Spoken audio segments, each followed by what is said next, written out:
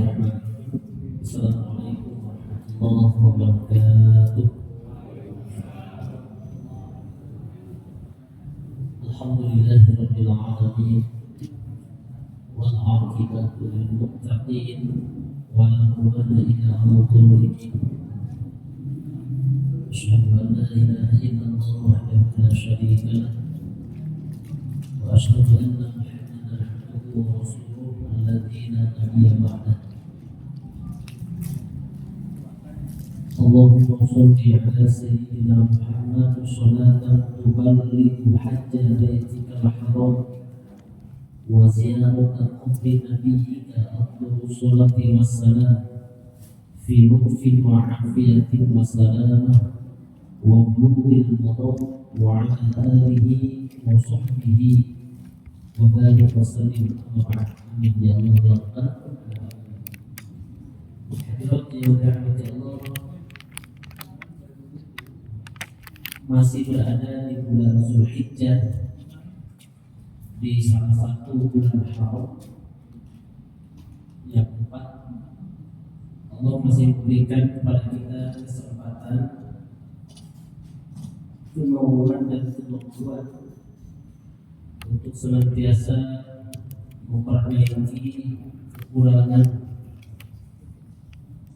memperbaiki kesalahan yang pernah kita lakukan.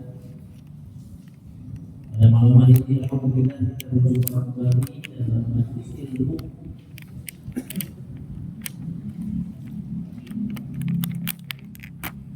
melanjutkan apa yang sudah kita bahas di bulan lalu, di bulan Zulhijjah.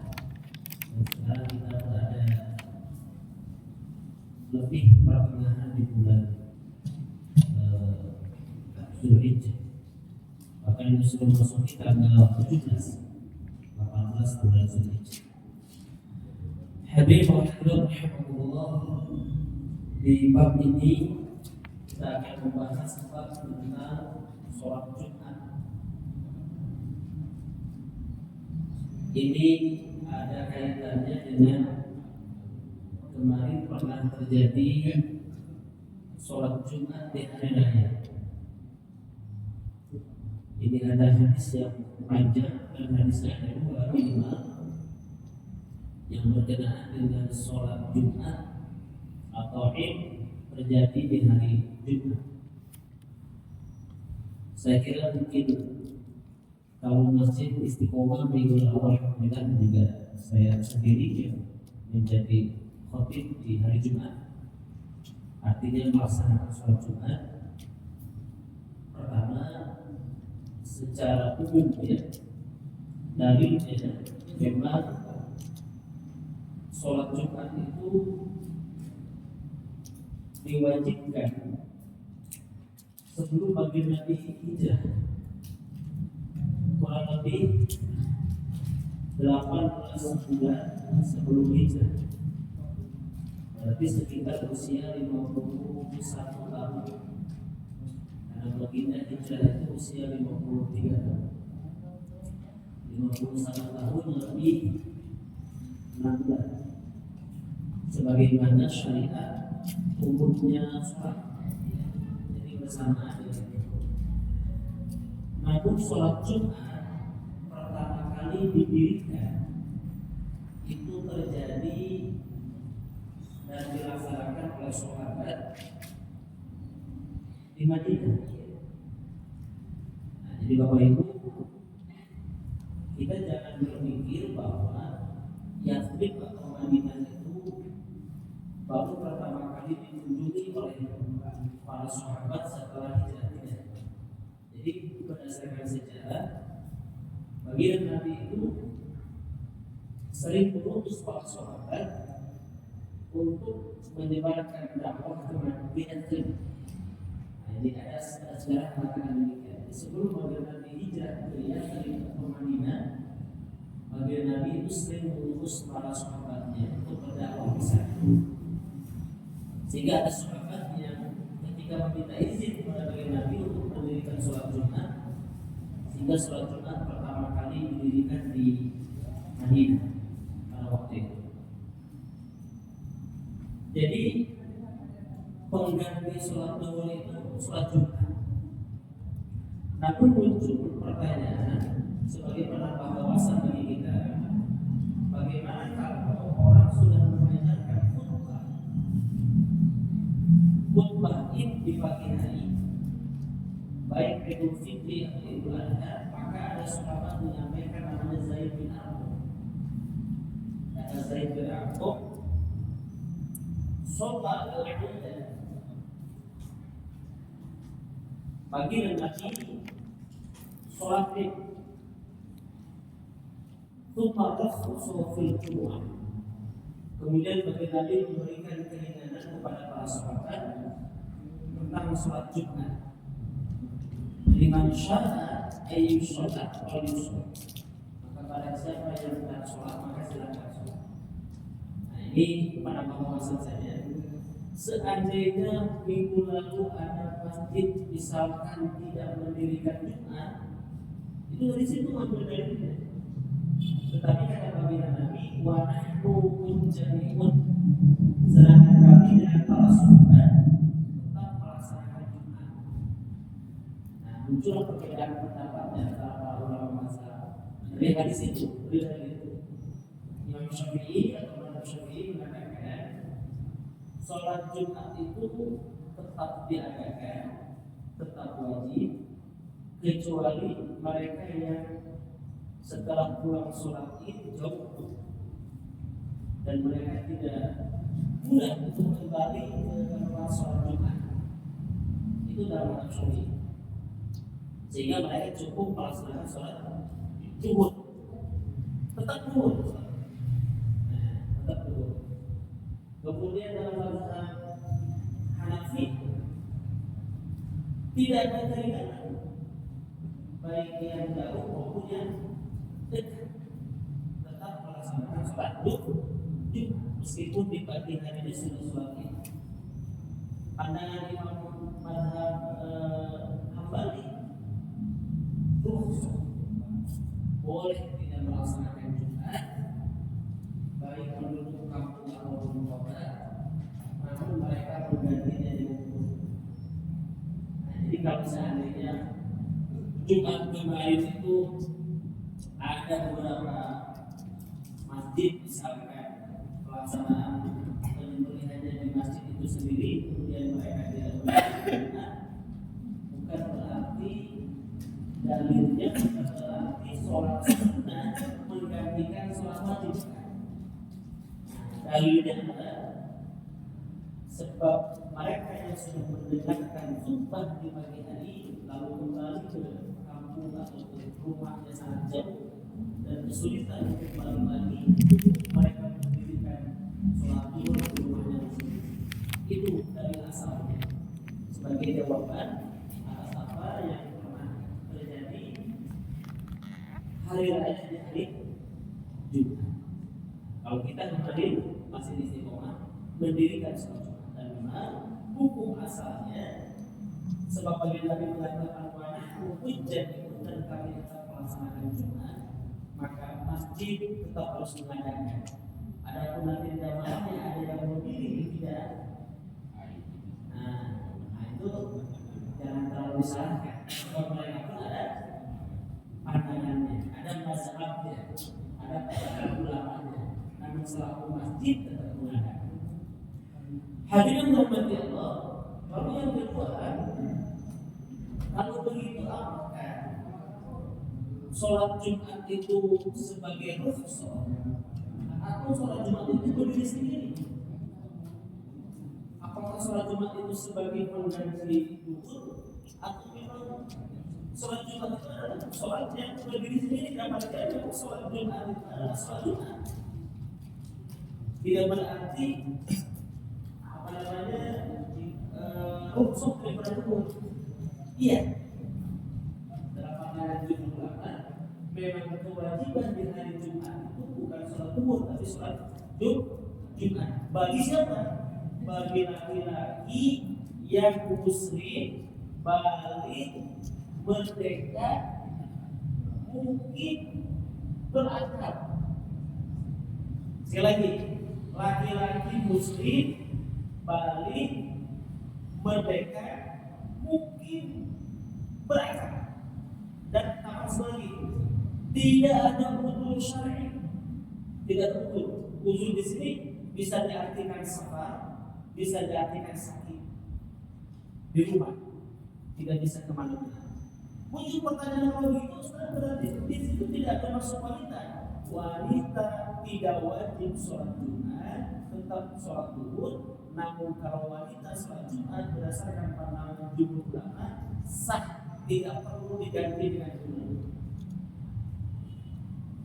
Seandainya wanita mau mengikuti Jumatan, mendengarkan khutbah imam, melaksanakan sholat berjamaah dengan imam di zaman Umar bin Khattab, di zaman para sahabat, mereka tidak dilarang, tetapi cukup tidak perlu diganti dengan dulu. Inilah yang kenapa di Masjid Haram, di Masjid Nabawi, bapak yang sudah pergi umrah atau haji, Jumatan sama semua, dan itu cukup. Namun kedudukannya kata para ulama fikih bukan disebut wajib, tapi ketika mereka melakukan Jumatan berjamaah dengan laki-laki tidak mesti digantikan dulu. Nah, itu Jumatannya dasar cukup, wakafa kita dan cukup bagi mereka. Ini tentang sholat Jumat. Kemudian sekarang ada kalimat mungkin. Nah, saya sudah sampaikan beberapa bulan yang lalu ada perbedaan mungkin mustautin. Nah, kalau mungkin itu dia bukan penduduk setempat, dia tinggalnya sebentar. Kalau mustautin dia selamanya sudah memiliki ibarat kalau di sini kita kekeh. Mustautin tidak ya mungkin meskipun dia di situ ngontrak, tapi dia sudah lama tinggal di situ, maka itu pun wajib sunat. Sekarang misalnya orang yang sedang melakukan safar di hari Jumat, dia boleh menggantinya dengan duhur. Ini berlaku hukum sama halnya dia menjamak akhir sholat duhurnya di hari Jumat. Misalkan dia melakukan safar lalu tidak sholat Jumat dan sholat duhurnya di jamak akhir di waktu asarnya. Sebab bagi orang yang musafir tidak terkena kewajiban Jumat atau sholat Jumat, sehingga kedudukannya sama dengan orang yang jumhur pada umumnya. Oleh karenanya boleh bukan Jumatnya di jamak akhir, di jamak akhir bukan. Atau misalkan Ustaz dalam kondisi sabar, sekalian saya istirahat di rest area, itu ternyata ngadain sholat Jumat. Yang baiknya mana yang benar? Boleh mengikuti dan ini yang afdal sholat Jumat bersama jamaah yang banyak di tempat di mana dia berhenti. Kenapa? Karena ma'akfaro yang lebih banyak orangnya sholat berjamaah yang orangnya lebih banyak dan berjamaah akfaro fadlan keutamaannya jauh lebih banyak.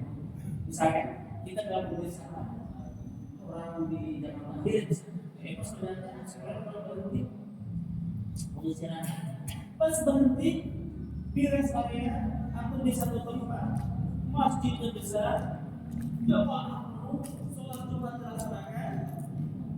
Uang pertanyaannya, tapi masalah sholat Jumat apa? Mengiringan sholat Jumat, sholat Jumat. Dan setelah sholat Jumat atau ketika sebelum sholat Jumat dia sudah meniatkan menjawab takbir asalnya. Oh, beres sholat Jumat, biasa dengan imam berjamaah. Langsung ada diri sebatas kata saya itu. Karena memang kewajiban dari Jumat memang sholat Jumat, tetapi ada ketentuan yang disebutkan oleh hadis tadi dia muslim laki-laki merdeka. Bukan apa saja kalau mereka mungkin titik pembagian ya laki-laki berarti bukan wanita. Kemudian lagi berakal dan tidak ada udzur syar'i.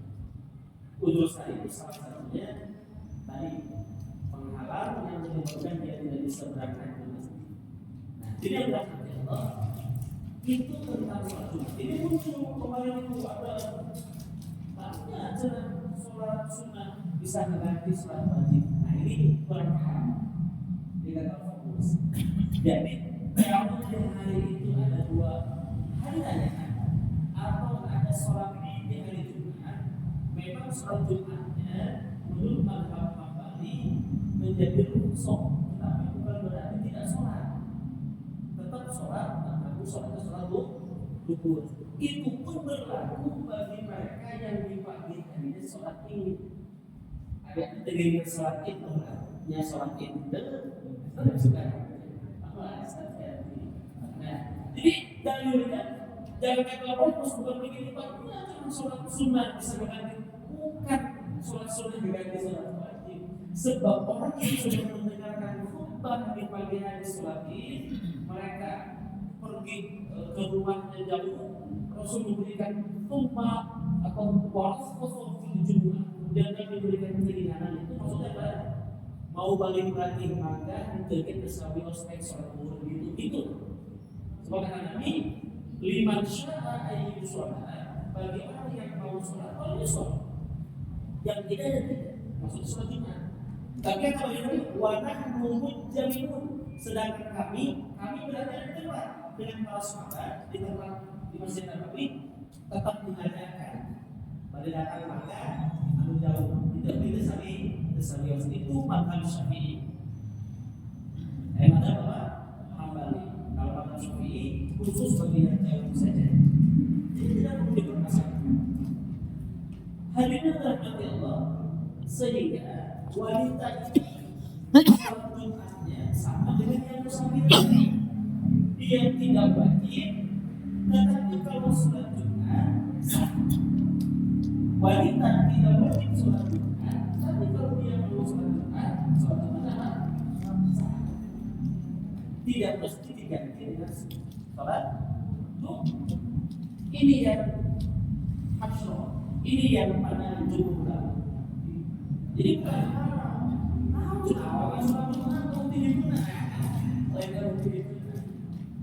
terang dari terang. Di Masjid Nabawi, di Masjid Al-Aqsa, di berbagai negara dirikan sholat Jumat. Maka sholat Jumat umpamanya di Masjid Al-Aqsa, angkat lampu kamu sepuluh bagian di pindah-pindah, kamu lebih pulang.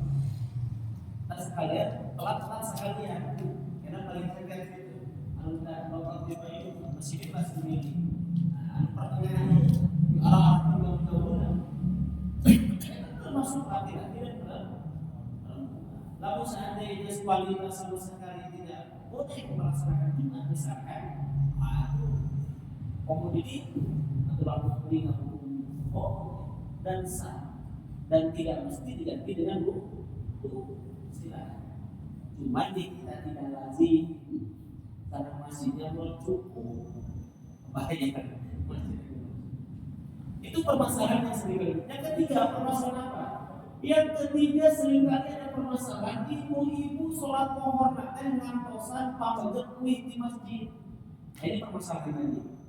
Ada ibu-ibu masih nunggu di rumah, belum sholat duhur, ngantosan menunggu laki-laki bubar Jumat. Tidak ada kata-kata. Dulu kenapa ibu-ibu sholat duhurnya menunggu laki-laki pulang Jumatan, azannya tidak terdengar, azannya tidak menggunakan speaker.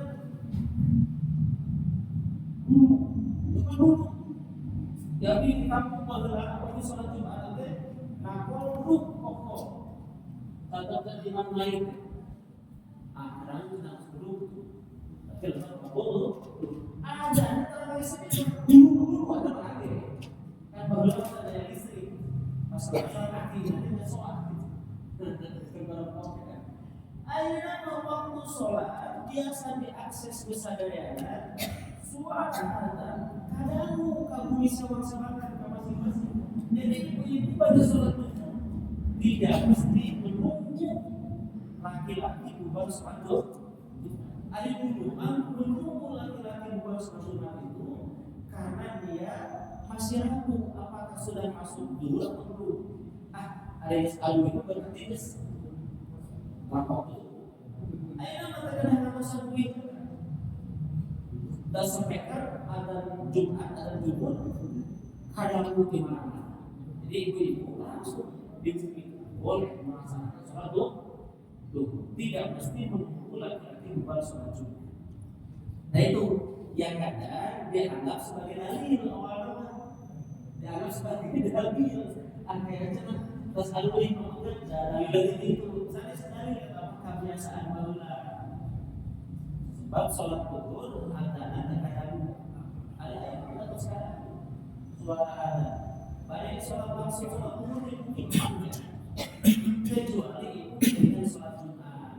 Nah itu mah sama pamungkas ada mungkin juga sholat Jumat dan berjamaah salat imam itu kan yang saya Pak pikir dengan sholat duhur. Hadirin dan hadirat Allah itu seputar serba-serbi Jumat. Dan saya ingin mengingatkan juga atau membahas sedikit apa yang terjadi di pekan kemarin dan dari Jumat yang bertepatan dengan Lebaran. Jadi kebetulan bahasnya sekarang bab sholat Jumat. Jadi saya baca satu hadis. Hadis yang pertama, An Abdullah bin Umar wa Abi Hurairah radhiyallahu anhu annahu sami'a Rasulullah sallallahu alaihi wasallam yaqul ala ahwadi bin alihi la yantahiyanna aqwamun wad'ihimul jumu'at aw la yahtimanna Allah ala qulubihim thumma la yakununa minal ghafilin. Dan dari Abdullah bin Umar dan Abu Hurairah disebutkan bahwa keduanya pernah mendengar, mereka berdua para sahabat ini pernah mendengar Rasulullah SAW bersabda di atas kayu mimbarnya. Apa yang disampaikan Rasulullah? Hendaknya orang-orang itu berhenti meninggalkan sholat Jumat atau Allah akan menutup hati mereka dan kemudian mereka benar-benar termasuk orang-orang yang lupa atau lalai. Ini maksudnya apa? Orang-orang yang sengaja dalam artian melalaikan sholat Jumat, meninggalkan sholat Jumat, maka kata bagi Nabi, hati mereka akan ditutup oleh Allah sehingga mereka menjadi orang-orang yang lalai. Surah Al-Jumu'ah ayat 9 yang sering kali dibaca, faida qudiyatis sholatu yaumil Jumu'ah. Dan dia bersolat di yaumil Jumu'ah fas'au ila dzikrillah, itu sesungguhnya bukan dalil tentang kewajiban sholat Jumat, bukan. Tetapi itu informasi pemberitahuan bahwa kalau sholat Jumat adzan sudah dikumandangkan, maka bersegeralah menuju masjid wa darul bai'ah dan tinggalkan urusan dunia yang kalian dulu. Jadi dari itu sering dijadikan dalil ini dalil tentang kewajiban Jumat. Bukan itu. Kalau dalil kewajiban Jumat itu justru dalil memberikan informasi tentang harus segera ke masjid melaksanakan sholat Jumat jika suara dan sudah dikumandangkan.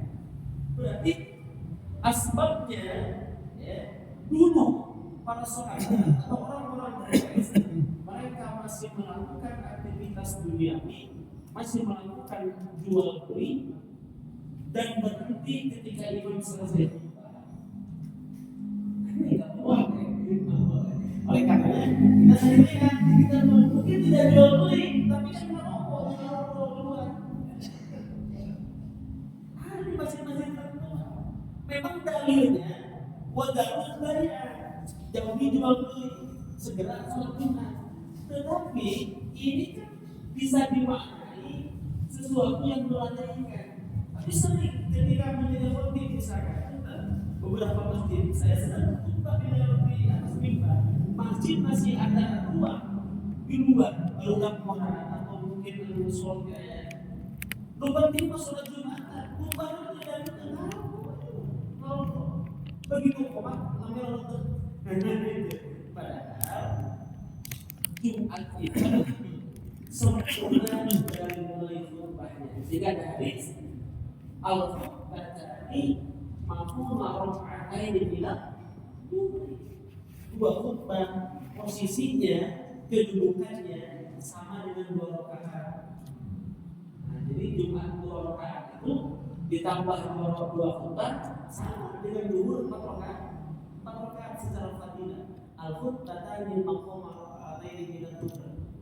Dan 2 khutbah kedudukannya sebanding dengan 2 rakaat zuhur. Berarti 2 rakaat zuhur tambah 2 rakaat Jumat sebanding dengan 4 rakaat salat zuhur. Kan zuhur 4 rakaat, Jumat 2 rakaat. Zuhur. Nah, khutbahnya itulah yang menjadikan sebanding dengan 2 rakaat. Mereka ini jangan menyamakan. Sekarang kalau mau bikin survei, kita bisa bikin survei orang yang pergi ke masjid laki-laki terutama yang mau sholat Jumat, tanya dia mau sholat, mau mendengarkan khutbah, saya bisa taruhkan 60% lebih itu mungkin hanya akan mengisi mau sholat Jumat. Dan bisa taruhkan lebih 20% orang akan menjawabnya mau sholat Jumat. Tetapi bukan berarti ya memang ada khotib tidak boleh berlama-lama. Saya setuju dan saya tidak pernah lama kalau jadi khutbah Jumat. Saya tidak pernah lama. Ya, bisa dibuktikan di istiqomah. Tidak pernah lama. Iya, tetapi bukan berarti makmum tidak mau mendengar. Dalil ini untuk khotib, bukan untuk makmum, bukan untuk jemaah. Ada memang baginda Nabi itu khutbahnya singkat, padat dan berisi. Nah, tapi ukuran jamnya, ukuran menit tidak disebutkan memang, tidak disebutkan. Kenapa? Sebab sekali lagi ada kemungkinan orang-orang yang tadi meninggalkan jual beli menutup tokonya, wadarul bayar tadi dia masih punya kebutuhan, punya hajat, sehingga dia harus segera kembali lagi. Tapi di Masjid Haram di sini itu tersekadar sih. Memang orang banyak, oke. Berarti kata hati juga orang tidak bahasa Arab itu. Bahasa Arab saya lupa. Bapak Ibu yang dirahmati Allah, sekali lagi ketika ada dalil mengatakan demikian, al-muqtada di fiha maqama ataini min al-kubri yang memberikan isyarat bahwa fadilah 2 khutbah itu sangat besar. Kedudukannya sama dengan 2 rakaat zuhur bil fadilah secara fadilah. Bukan bil hukmi, bukan secara hukum. Kenapa? Dulu ada pandangan, lamun terkabalian khutbah besar Jumatnya. Saya tidak setuju. Sebab 2 khutbah kedudukannya sama dengan 2 rakaat zuhur itu bil fadilah. Laisa bil hukmi, bukan bil hukmi, tapi bil fadilah. Oleh karena itu, jika ada orang bukan sengaja, dia terlambat datang ke masjid, sedang khutbah berlangsung, oleh kita sholat sunnah 2 rakaat. Ini sunnahnya begitu. Ketika baginda Nabi sedang berkhutbah Jumat, lalu ada sahabat masuk langsung dulu, Nabi menegurnya, wahai sahabat berdiri, lakukan dulu sholat sunnah 2 rakaat. Bahkan Ustaz tidak boleh bicara, itu bagi makmum, imam boleh bicara. Khotib boleh bicara. Cek khotib di orang boleh khotib. Yang tidak boleh makmum. Ya. Kalau khotib harus bicara. Bahkan khotib boleh mengatakan jamaah yang di sebelah sana tolong dengarkan. Cuma tidak lazim kita khotib berdebat jamaah. Minggu depan mau diundang jemaah datang dari KM karena tadi itu berarti sopan bisa coret-coret dan lazim. Tetapi pada dasarnya boleh menegur jemaah yang sedang berisi itu untuk itu yang tidak boleh itu jemaah bikin jemaah menjadi fadilahnya menjadi berguna, kesempurnaannya menjadi besar. Karena ada dalilnya begitu. Jika dia berkata asyid, malah Jumat, malah di situ bukan sama sekali tidak Jumatan, tidak sempurna. Malah Jumat malah di situ tidak sempurna juga. Kalau jamaah menunggu jamaah yang lain yang berisik atau dia ngobrol. Hadirin rahmati Allah, atau mungkin jamaah datang sholat Jumat, imam sudah 1 rakaat, langsung aja itu. Terus kurangnya tambah lagi, berarti dia masuk sholat Jumat. Sah. Apakah sama dengan yang dari beda? Maka hadis mengatakan yang datang awal seperti orang berubah dengan unta, datang kemudian dengan sapi, datang kemudian dengan datang kemudian dengan air. Tapi hadis ini hanya menceritakan unta. Sebab ada pertama boleh bukan muhayyan. Sebab kata dalilnya bukan dalil itu secara fadilah, bukan secara hukum. Tentu ada pertama kurban Ustaz, tapi untuk isi pengajian tentang kurban ada pertanyaan, Ustaz boleh nggak kurban dengan 100 ekor ayam? Sehingga dapat kali sakit biji ayam untuk 50.000. Ayam biasa, ayam sakit kan 2 juta biji. Ayam hutan sakit kan 1,5 juta. Tidak boleh. Kan ada dalilnya. Katanya orang yang datang sholat Jumat pertama sebanding dengan kurban unta, yang kedua dengan kurban sapi, yang ketiga dengan kurban domba, kambing, yang keempat kurban ayam, yang terakhir nyamuk. Itu fadilah. Tapi kurban secara umumnya yang terjadi kemarin di bulan tanggal 10 Zulhijjah tidak boleh, tidak masuk kepada syariat kurban dengan ayam, hanya selamat saja. Nah, inilah yang menjadi dalil juga bahwa kurban yang paling utama itu apa? Pertama unta, ya. Menurut kalau ukurannya ukurannya satu unta kurban oleh 1 orang. Yang kedua apa? Sapi, kalau ukurannya 1. Tetapi kalau sapi 7 orang dengan 1 domba 1 orang domba. Sapi hiji 7-an, tapi masa orang domba, mana yang paling utama? Hiji domba 1 orang 1 domba. Sapi hiji 7-an sah, dan memang dalilnya itu 1 sapi untuk 7 orang.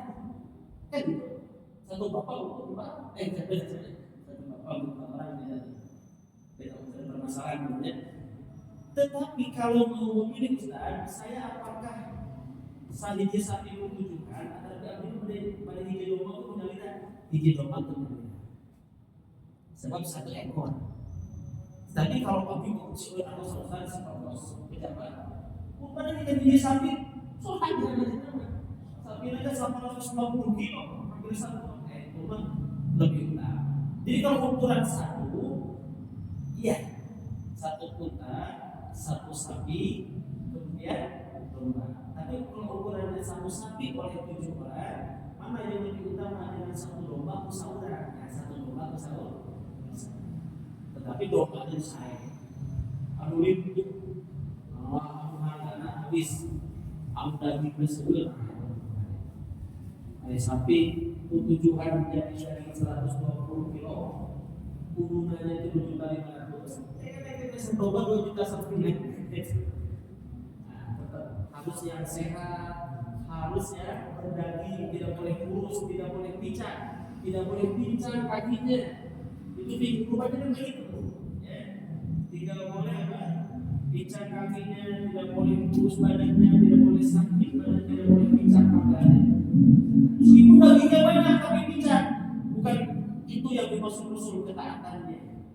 Jangan pakai akal itu dagingnya kalau Ustaz pincang tetap punya kandung pokok gitu itulah samiha dan ta'ana dengan kata. Saya kira demikian permasalahan tentang Jumat satu dalil ya. Kita membuka saja membuka wawasan kita. Sekali lagi sholat Jumat jika terjadi di hari ini maka ada banyak pendapat para ulama. Namun kita tetap melaksanakan. Yang kedua sholat Jumat memang tidak wajib bagi musafir dan wanita, tetapi ketika mereka melaksanakan Jumatnya sah dan tidak perlu diganti dengan seandainya wanita mau ikut sholat Jumat. Insyaallah di pertemuan yang akan datang kita bahas lebih rinci lagi banyak dalil yang akan kita baca. Dan sekali lagi semoga hikmah dan manfaat untuk kita semua. Subhanallahumma wa bihamdika asyhadu an la ilaha illa anta astaghfiruka wa atubu ilaik. Allahumma anfa'na bima 'allamtana wa 'allimna ma yanfa'una wa zidna 'ilma. Walhamdulillahi 'ala kulli hal. Wa na'udzu billahi min kulli halin ahli nar. Rabbana atina fid dunya hasanah wa fil akhirati hasanah wa qina adzaban nar. Sallallahu alaihi sayyidina Muhammad wa ala alihi wa sahbihi wa baraka wa sallam. Walhamdulillahi rabbil alamin. Akhirul kalam billahi taufiq wal hidayah. Assalamualaikum warahmatullahi wabarakatuh.